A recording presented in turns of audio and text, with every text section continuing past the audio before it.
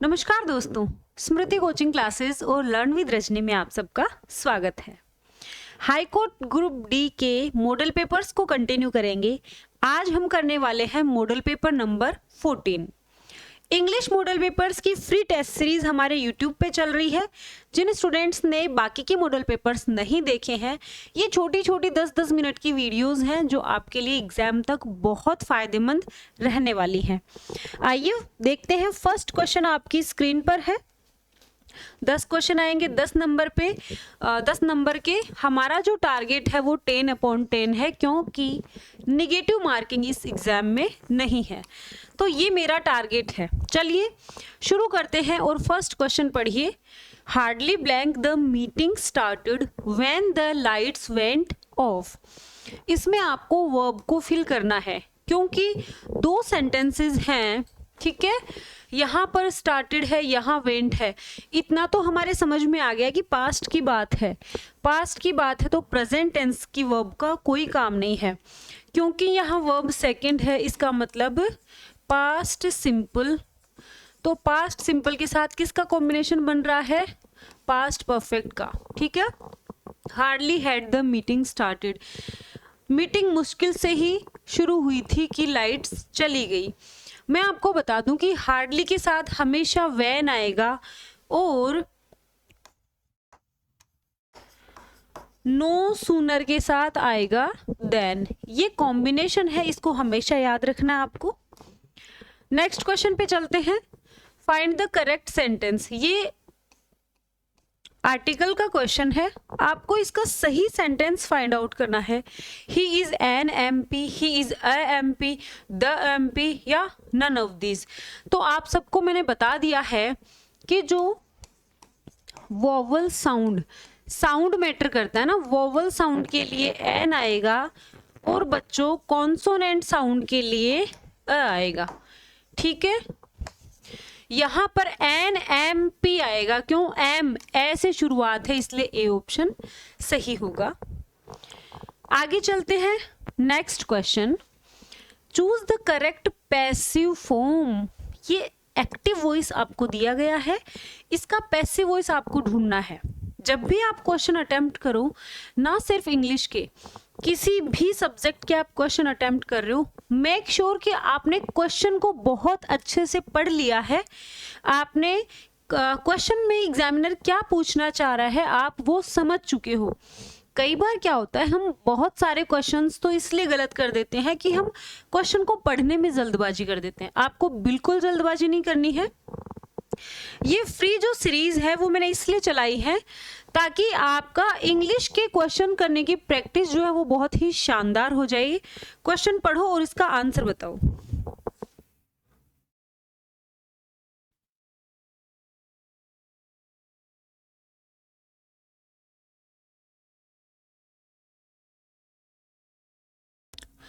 They will announce the result tomorrow, ठीक है। Tense को आइडेंटिफाई करो, विल है, विल अनाउंस, विल के बाद में वर्ब की फर्स्ट फॉर्म, यानी ये सिंपल फ्यूचर टेंस है, ठीक है। ये जो विल है इस फ्यूचर सिंपल टेंस है, तो आपको पता होना चाहिए कि एक्टिव का पैसिव बनाएंगे तो हम टेंस चेंज नहीं करेंगे। विल का वुड नहीं होगा, कई बच्चे विल का वुड कर देते हैं। टेंस वही रहेगा। एक्टिव से पैसिव में जब चेंज करेंगे, no change in sense and no change in tense. तो यहाँ टेंस चेंज हो गया, यहाँ हो गया, यहाँ हो गया, तीनों को रिजेक्ट करो, बी को सेलेक्ट करो। आप रिजेक्शन मेथड से भी क्वेश्चन सॉल्व कर सकते हैं। चलिए आगे। She said to me, do you trust me? इसको आपको रिपोर्टेड स्पीच सही, यानी ये डायरेक्ट स्पीच है, इसको इनडायरेक्ट स्पीच में चेंज करना है। पहली बात तो ये क्वेश्चन है, हेल्पिंग वर्ब से शुरू हो रहा है, तो इफ वेदर से कनेक्ट होगा। यहाँ दैट है, यहाँ डू कोई कनेक्ट नहीं हो रहा है, तो दोनों को रिजेक्ट किया। ये इफ है, ये वेदर है, दोनों को पढ़ेंगे। टेंस आइडेंटिफाई करो, सिंपल प्रेजेंट है। सिंपल प्रेजेंट को जब हम इनडायरेक्ट स्पीच में चेंज करेंगे तो सिंपल पास्ट बन जाएगा। सिंपल पास्ट यहाँ है, यहाँ नहीं है, तो इसको हमने सेलेक्ट कर लिया। She asked me if I trusted her. अगला question, choose the correct model. Model से ये क्वेश्चन आया है, you blank submit the application before the last date. Model की मैं थ्योरी क्लास भी आपको दे चुकी हूँ, मॉडल के मैं एमसीक्यू और पीवाईक्यूज भी करवा चुकी हूँ। आप जाना और high court group D English classes की प्लेलिस्ट में आपको सारी वीडियोस देखनी है, वहां आपको ये दोनों वीडियोस मिल जाएंगी। तो ऑब्लिगेशन के लिए कौन सा मॉडल आएगा? ऑब्लिगेशन, प्रोहिबिशन, कोई काम को करने की बाध्यता है, मस्ट आ जाएगा। You must submit the application before the last date.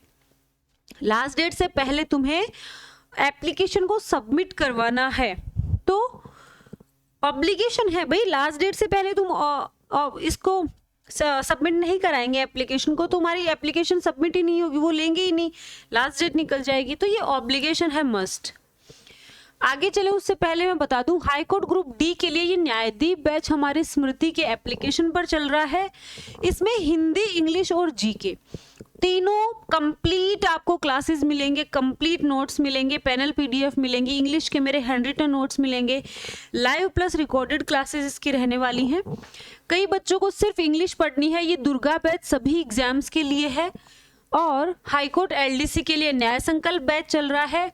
RSS भी एलडीसी के लिए स्कोर बूस्टर बैच है, लेकिन ये सेकंड पेपर हिंदी इंग्लिश का है, इसमें 5 टेस्ट भी हमने आपको फ्री दिए हैं। किसी भी बैच को आपको ज्वाइन करना हो, स्मृति के एप्लीकेशन को आज ही डाउनलोड कर लें। चलिए आगे चलेंगे।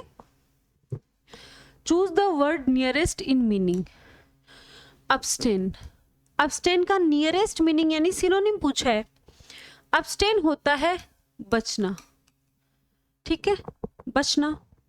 कंटिन्यू जारी रखना, परमिट अनुमति देना, एनकरेज उत्साह बढ़ाना, अवॉइड होता है बचना। तो हमें सिनोनिम बताना है, सिमिलर मीनिंग बताना है, तो B option. Find out the opposite of rigid. आपको जो वर्ड दिया गया है उसके अर्थ का पता होना चाहिए, उसके तभी आप इस सिनोनिम और एंटोनिम के क्वेश्चन कर पाओगे।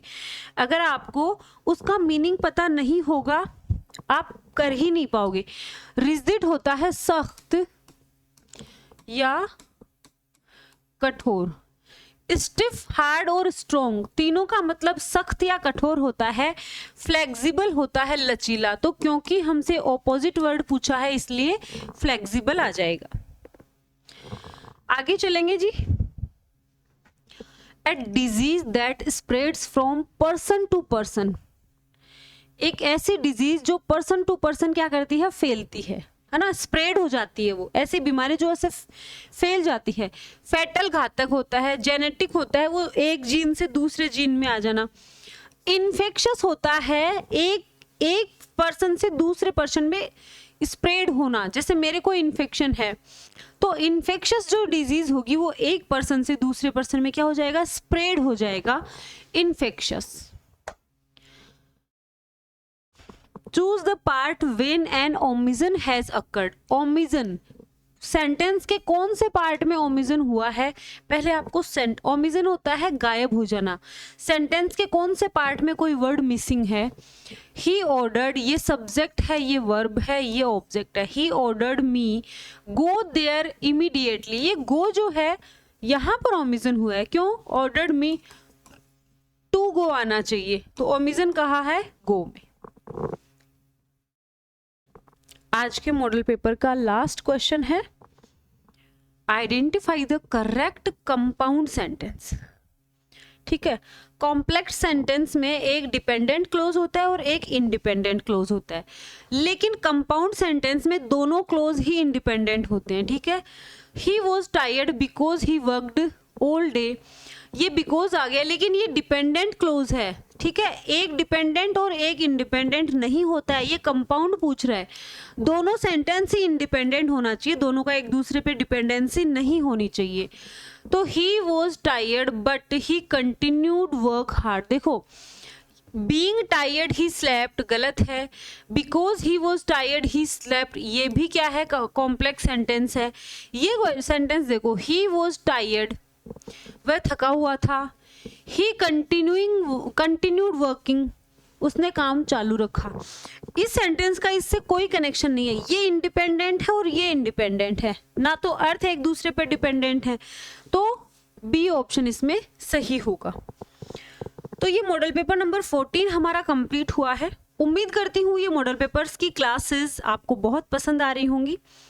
आपका स्कोर मुझे कमेंट करेंगे और आपकी तैयारी कैसी चल रही है ये भी मुझे बताएंगे।